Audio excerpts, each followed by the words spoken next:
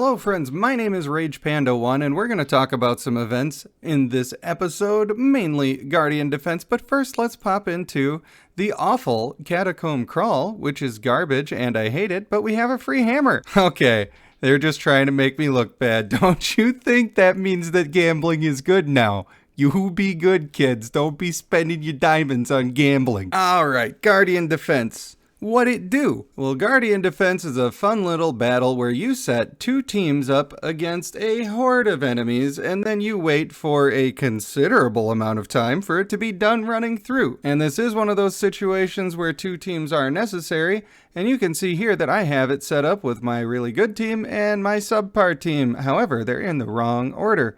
We want to have our poopy team first. And the reason we want to have our poopy team first is because poopy team is going to go through the not quite as strong enemies and rank us up as we go throughout the thing. And eventually they'll die in the harder levels. And then we want our good team to come in fresh and healthy against the harder enemies so that they are not all damaged and beat up. But first, let's have a look at some of these champions and see what makes them good or what makes them bad. Well, one thing that's going to make them good is the fact that you already have them leveled anyway. So that is something to take into consideration. However, some things that are good in this game mode are things that stack, such as traits, or maybe our passive from our male card. Things that sustain, that can mean shields, like the male Lion Stone, or heals, like the female White Eyes. I also think that male Lume is exceptionally good here, because if you happen to pull off a res, you could really be saving yourself a lot of extra progress in the overall event. And a lot of what we're fighting here are giant groups of enemies, so big AoE stuff. You've got your Fulgurs, for an example here, or even female Elzadeth covers a huge range of the map, and she also does some attack speed slowing, and most of the things that you're fighting are just doing basic attacks to you anyway, so she's actually surprisingly good there compared to her rankings in other positions. Some things are extremely not as useful in this scenario. Female Trevane is one of those because she's strictly single target, and that is not what we're looking for in Guardian Defense.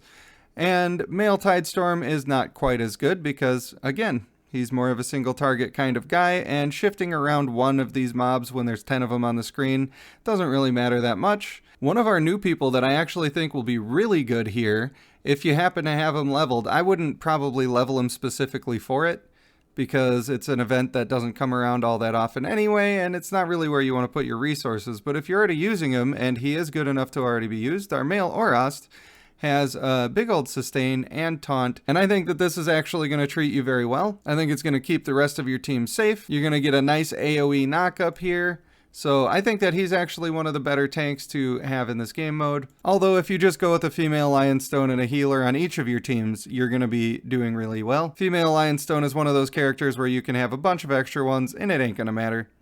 Of course, female Devala is still overpowered, like she's almost always overpowered. Her ultimate is AoE, she's going to heal for a ton. It's going to be a great way to stay in shape. So for our first team, I'm going to be mainly just using my Pyromancer team. One unfortunate thing here is that I have to have a marksman on this team, so that is going to mess up your team comps that you have planned. That's perfectly fine. I could just put my better team first that doesn't care about this stuff, but, you know, I want to keep it in the order that I like, so I'm going to do that. Female Tidestorm is definitely not the best choice. If I had to put a marksman and it has to be on this game mode, I would probably prefer to have an Elzadeth over almost anything else, although the Huntsdorfs are kind of okay for this. Their AoE ults are really strong. I would just try to make sure I had agile and focused on them so that they're doing those ults as often as possible. But they're not the best and probably not worth leveling up in the current state of the game. So I'm trying a couple of things out here. What I'm trying out is I'm counting on my Karg to actually stack up and do some damage. I'm counting on getting a damage bonus from my female White Eyes and enough sustain to keep everybody alive, and I'm counting on my female Orast to not do a lot of damage, but to just kind of do a little bit, you know. Get a bunch of stuns in there, keep my people alive by doing that, because I kind of have low damage. Like if this was a regular PvP fight, this is not enough damage. I would need to up that somehow by replacing one of these people, but I'm hoping in the circumstances that I'm in with this particular fight, this is going to work out just fine. And my second team is an easy choice. Same old, same old. So I'm going to start a timer here, and I'm going to come back when I'm 97 years old and see if the thing is still running, which it probably will be. It's the end of the world as we know it. Come on, female white eyes, I believe. Heal yourself, girl. Let's get it. Let's get this money. And she's dead. All right, and now the good squad comes in and just absolutely is going to demolish the whole thing. Easy. We are 8 minutes in at this point. Actual true story in real life.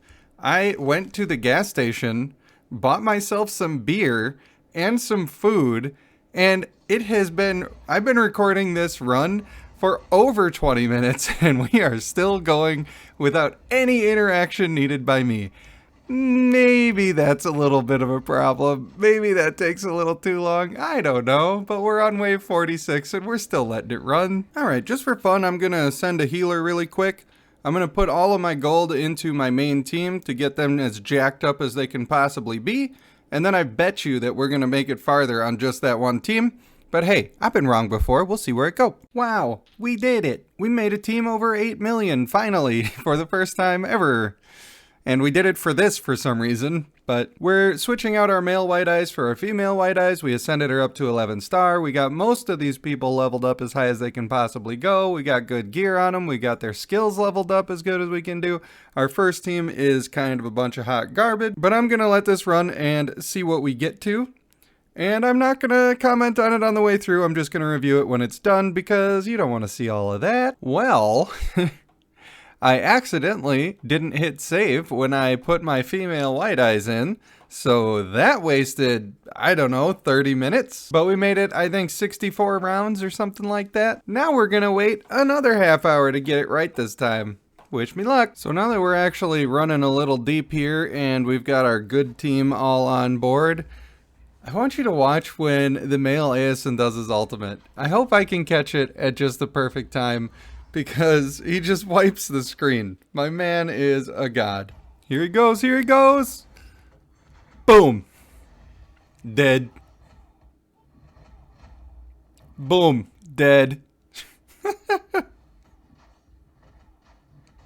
Boom, dead.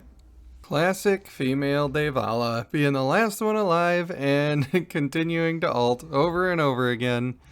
Just being unkillable as sin. We've more or less come to the end of this, and so my conclusion is that having your better team just as good as they can possibly be is going to do more for you than having two teams that are kind of okay. You're just going to end up going farther if you only, which is unfortunately true in most game modes. That's just the way the game is structured. You gotta invest into the same stuff over and over again. And if you have extra gold, which is not the case for almost anybody, then you can have two good teams and really get a lot farther in the thing. But for me, that's not an option right now. And I don't know if it's an option for you either, but somehow I doubt it. So of course, by doing that, we got ourselves a couple more hammers. And we'll grab those now after we go through our little portal. Of course, you know me, I'm after them stones. Alright, dude. Yeah, maybe they're making up for the last time a little bit, huh? I appreciate that, game. I appreciate you.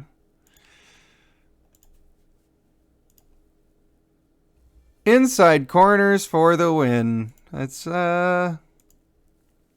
well, that's a lot more stones than I expected to get from these, I'll tell you that much. But what I'm not going to do is I'm not going to go spend any gold or diamonds trying to get these. Wow! Alright. This is different. I'm not used to success. What is this feeling? Alright, where's it going to be? Where's it going to be? Right here. No. Alright, well that was way more stones than I expected to get from that, and you know what? Guardian Defense takes too long. It's good rewards, it's decent, but you gotta just let it run and hope for the best.